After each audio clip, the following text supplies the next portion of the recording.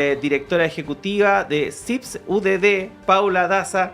¿Cómo le va, doctora? ¿Cómo le va? Muy buenos días, gracias por estar con nosotros. Hola, muy buenos días, Claudio. Muy buenos días, Juanita. Gusto de conversar con ustedes. Encantada.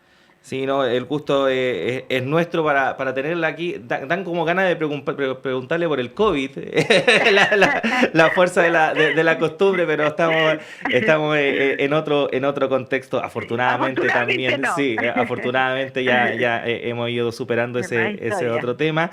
Sí. Pero bueno, quedan pocos días ya para el plebiscito. Doctora, ¿cómo proyecta lo que va a ser la elección del domingo? Bueno, yo creo que tenemos que esperar a ver los resultados. Para mí, personalmente, una vez que yo hice un análisis de la propuesta de la Constitución, me parece que es una buena propuesta que avanza principalmente en aquellos temas en que tenemos tremendos desafíos por delante, que son principalmente los derechos sociales, en salud, en educación, los derechos de la mujer y por lo tanto me parece que esta propuesta que obviamente no es perfecta, pero sí avanza y es mejor que la que tenemos actualmente, principalmente en esos dolores que sabemos que las personas en Chile, ¿no es cierto? Y sobre todo, particularmente después de lo que hemos vivido la pandemia, nos ha azotado tan fuertemente, sobre todo los temas de salud. Y es por eso que yo hoy día me encuentro de alguna manera trabajando y dando a conocer algunos de los temas que para mí son tremendamente importantes, que como son los derechos sociales. Doctora, buenos días. Tal Hola Juanita, muy buenos días. como usted señala, usted ha estado muy activa en la campaña por el a favor y este texto es opinable porque si no fuera opinable no tendría sentido hacer un plebiscito para que la gente se pronunciara. Así Y es. por lo tanto, ¿qué sentido tiene entonces algunas expresiones bastante descalificadoras de quienes, por ejemplo, cuestionan el contenido del texto y lo entienden de una manera distinta y sin embargo se les descalifica y se les trata de mentirosos? ¿No hay derecho a discrepar de aquellos que piensan que es un buen texto? Yo creo que por supuesto que, a ver, creo que cualquier situación, cualquier texto, cualquier elección, en cualquier situación, la verdad es que ni siquiera en una elección nadie tiene derecho a estar descalificando, ¿cierto? Creo que acá lo más relevante es que cada uno ponga sus opiniones, sus ideas, con argumentos. Yo creo que lo más importante son los argumentos serios, sólidos y sobre todo informados, porque acá muchas veces, a veces la descalificación no permite que las personas puedan tomar sus decisiones informadas. Creo que no es bueno mal informar, creo que también lo que se ha llamado, entre comillas, ¿cierto?, la famosa fake news. Creo que es importante dar a conocer la información, ya sea las personas que estamos a favor y por supuesto que las personas que están en contra, pero con argumentos. ¿Por qué consideramos que es una buena propuesta? ¿O por qué las personas que no están a favor de la propuesta consideran con argumentos que no es una buena propuesta? Creo que eso es lo más importante para mantener una discusión cívica con altura. Creo que ha pasado durante muchos años ya que finalmente cualquier toma de decisión, y yo lo viví le digo, en la pandemia, las descalificaciones, los insultos, la verdad que no llevan a nada, todo lo contrario, llevan finalmente a dividirnos, llevan finalmente a que las personas que son la ciudadanía no tome las buenas decisiones y creo que por eso me parece que argumentar con altura y con información creo que es lo más relevante.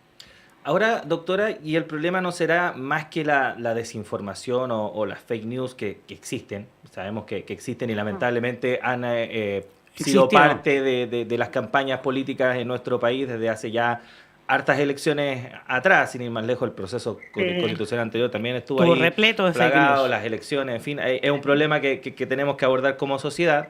Pero más allá de eso, ¿no será que el texto deja también varios espacios a la interpretación, varios cabos sueltos? Porque si nos ponemos, por ejemplo, en el caso de la expresidenta Michelle Bachelet y este video que causó bastante polémica por lo que ella mencionaba, si uno se pone a analizar el texto y lo que ella dijo, no es tan fake news o mala información. Por ejemplo, respecto de que se pone en riesgo el proyecto de aborto en tres causales, Efectivamente el texto no lo dice explícitamente, no habla de que se vaya a derogar la ley ni nada por el estilo, pero estamos en un país en el que sabemos que el Tribunal Constitucional ha tenido un comportamiento en el pasado que no garantiza que en el futuro haya algún tipo de modificación a la ley. Su propio sector, hasta hace un par de años atrás, bueno, un par de años, 2017, pero tampoco en mucho tiempo, menos de 10 años, presentó sendas impugnaciones ante el Tribunal Constitucional para bajar esta ley. Entonces, y uno de los aliados, que es el Partido Republicano, ¿hay proyectos en el Congreso en estos momentos para derogar? Entonces, efectivamente, hay antecedentes en el pasado de comportamientos que hacen pensar que esto podría pasar. Y efectivamente, si no importara tanto por qué se hizo el cambio, por qué cambiar el qué por el quién, por qué darle esta venia finalmente al Partido Republicano, que la tiene a usted acá a las 7 de la mañana con 48 minutos defendiendo este tema, cuando efectivamente podríamos estar hablando de otra cosa. ¿No cree que hay un problema de origen también ahí de parte del mismo texto? A ver, primero que nada, yo creo que un texto constitucional, lo que busca cualquier texto constitucional en general en el mundo, es crear las bases, los pilares de un país, ¿cierto? ¿Cuáles son aquellos pilares hacia dónde tenemos que avanzar hoy día en el siglo XXI en los distintos temas? Creo que acá en ese sentido, creo que no puede un texto tener todo escrito, porque probablemente después son los legisladores, ¿cierto? El Congreso quien tiene que hacer esas bajadas. Habiendo dicho eso, y particularmente en el tema que ustedes me están hablando, ¿cierto? Que ha producido tanta polémica, el qué, el quién. Yo no participé en esa constitución, por lo tanto, no puedo decir por qué se produjeron esos cambios, pero creo que decir que hoy día no hay ninguna posibilidad jurídicamente que esto se retrotraiga. Y ¿lo garantiza?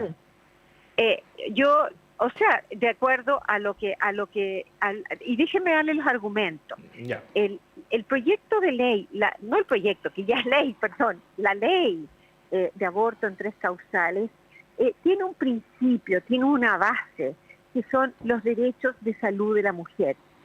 Los derechos, porque sabemos que a muchos, y eso es lo que dice el texto, en las páginas 5, 6 y 7 de la ley que presentó la expresidenta Bachelet, a quien yo le tengo mucho respeto, y por eso me llama la atención, porque ella presentó este proyecto de ley. El argumento es derechos a la salud, porque los riesgos que tenían las mujeres por los abortos clandestinos en estas 3 situaciones eran muy grandes. Teníamos muerte materna, teníamos infecciones, y ese es el argumento. El derecho a la salud es un derecho, es el derecho más básico de todos los derechos humanos que tienen las personas, y por lo tanto como derecho a la salud no existe la posibilidad que se retrotraiga. Además existe el principio de progresividad, y particularmente los derechos a la salud, que cuando los derechos han sido adquiridos a través del tiempo, como es este derecho a la salud, no se pueden retrotraer. Por lo tanto, la posibilidad que esta ley de aborto en 3 causales se retrotraiga, primero porque es un derecho a la salud de las mujeres como principio, y segundo porque es un derecho que ha adquirido progresividad, no se puede retrotraer. Por lo tanto, acá, más allá, lo que puedan plantear unos u otros sectores, yo estoy absolutamente de acuerdo con el texto, pues quiero decir como principio, obviamente hay personas que no estuvieron de acuerdo en su momento, hubo muchos parlamentarios que no estuvieron de acuerdo, pero es una ley que ya está.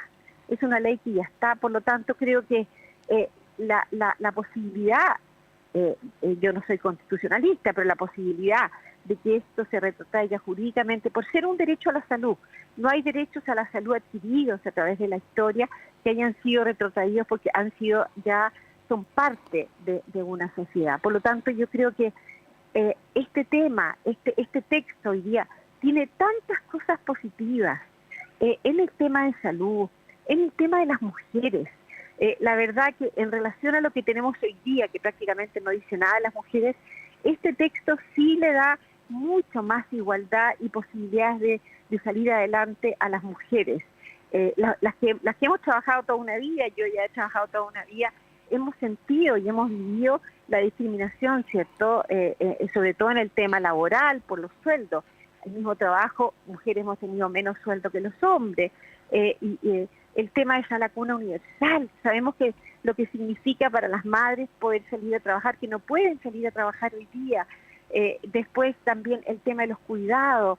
Y por lo tanto hay una serie de artículos que empujan a los legisladores para que las mujeres tengamos la posibilidad de ir igualándonos a través del tiempo, porque nada es de un día a otro para otro, pero sí para ir adquiriendo esos derechos que requerimos las mujeres en nuestro país, sobre todo en el aspecto laboral, en el aspecto social, en el aspecto de salud.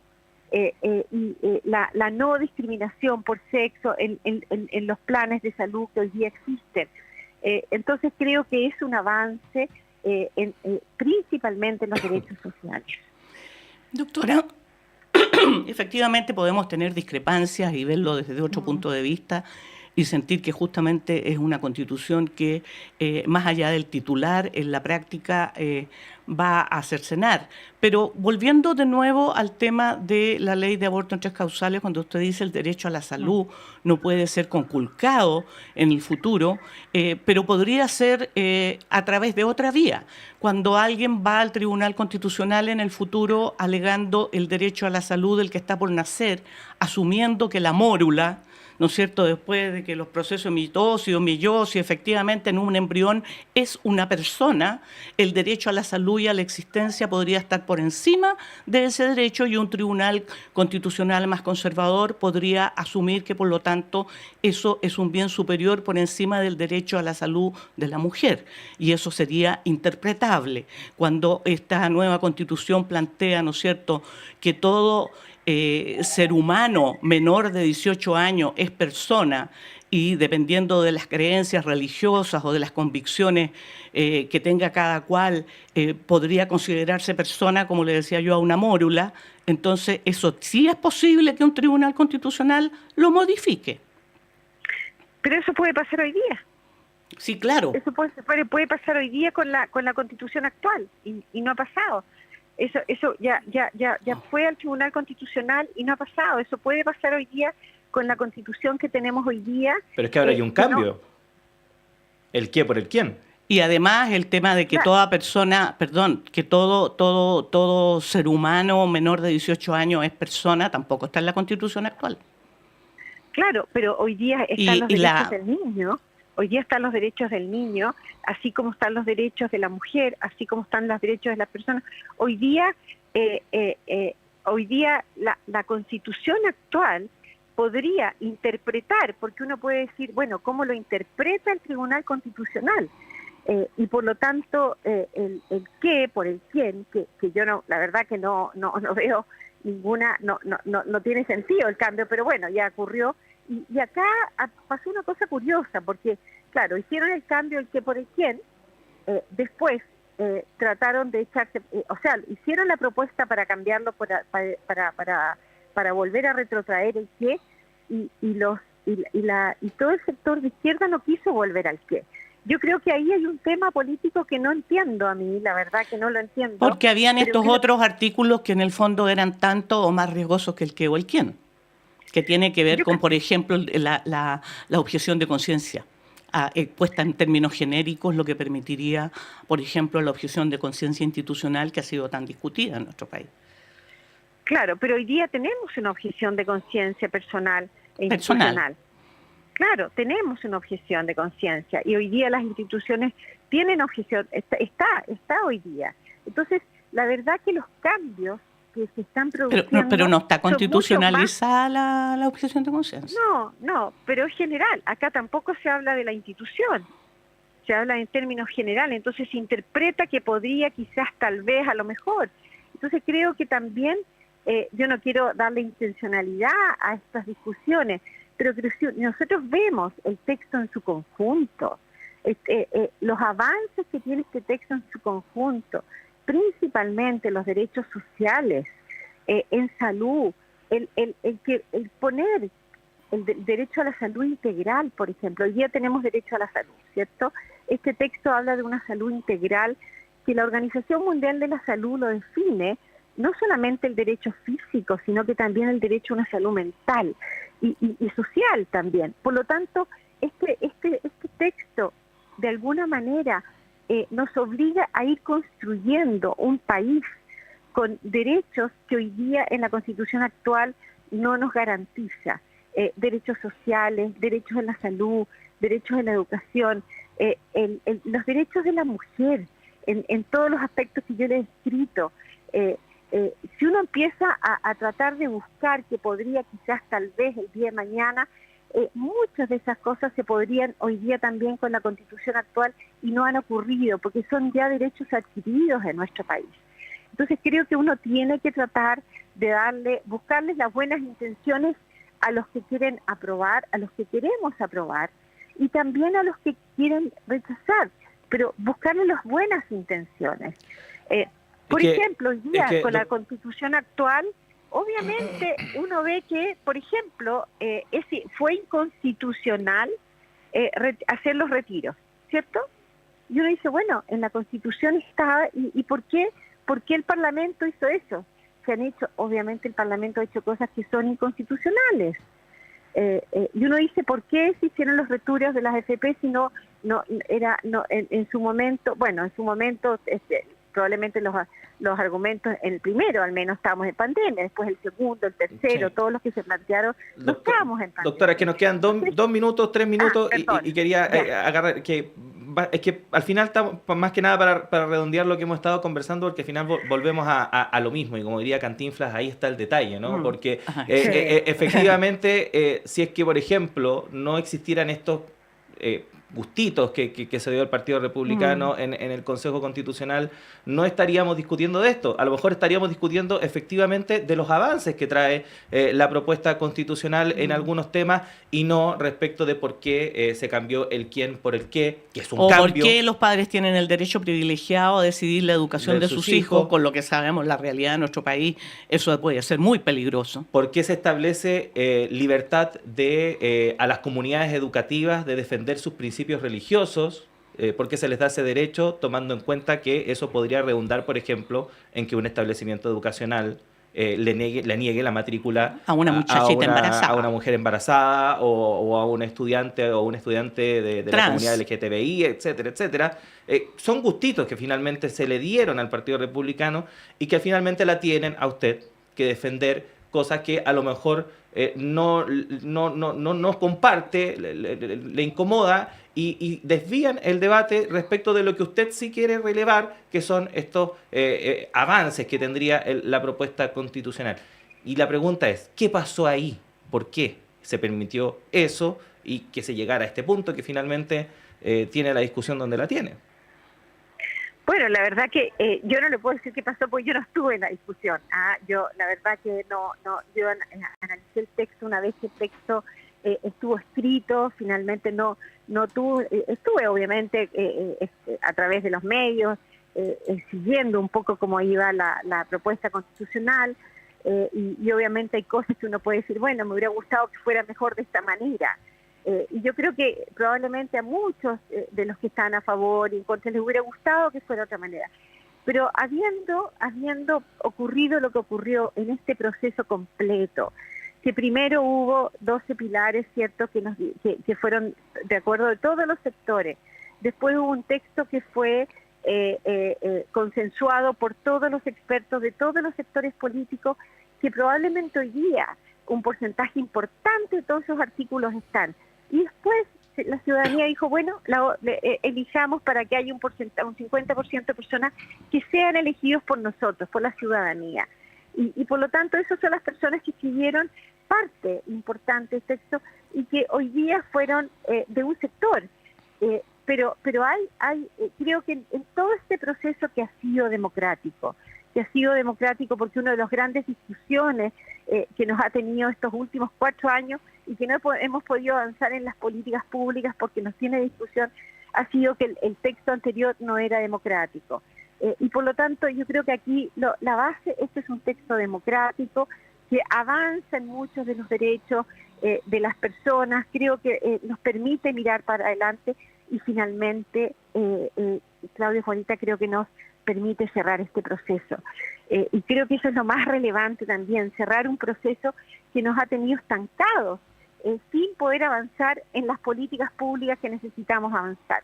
Entonces creo que viendo el contexto general, haciendo ese análisis profundo de todas estas cosas que yo les estoy diciendo, personalmente creo que es un buen texto y tenemos que, ojalá, votar a favor el día domingo para poder también terminar con un proceso que nos ha tenido estancados en nuestro país. Doctora Paula Daza, directora ejecutiva de CIPS de la UDD y integrante, por supuesto, también activa de lo que ha sido el Comando a Favor. El domingo veremos el domingo, pero de lo que está claro es que el proceso se cierra sí o sí, pase lo que pase. Le agradecemos muchísimo, doctora, que haya estado con nosotros esta mañana. Que tenga muy buen día. Gusto conversar con ustedes, que Muchas estén muy bien. Bueno, ahí está la doctora Paula Daza, ex subsecretaria de Salud, también conversando con nosotros a esta hora de la mañana. 8:03, nos tenemos que ir rápidamente. Ya llega Patricio López para continuar con esta edición de Radio Análisis. Juanita, nos reencontramos mañana. Hasta mañana, que tengan buen día.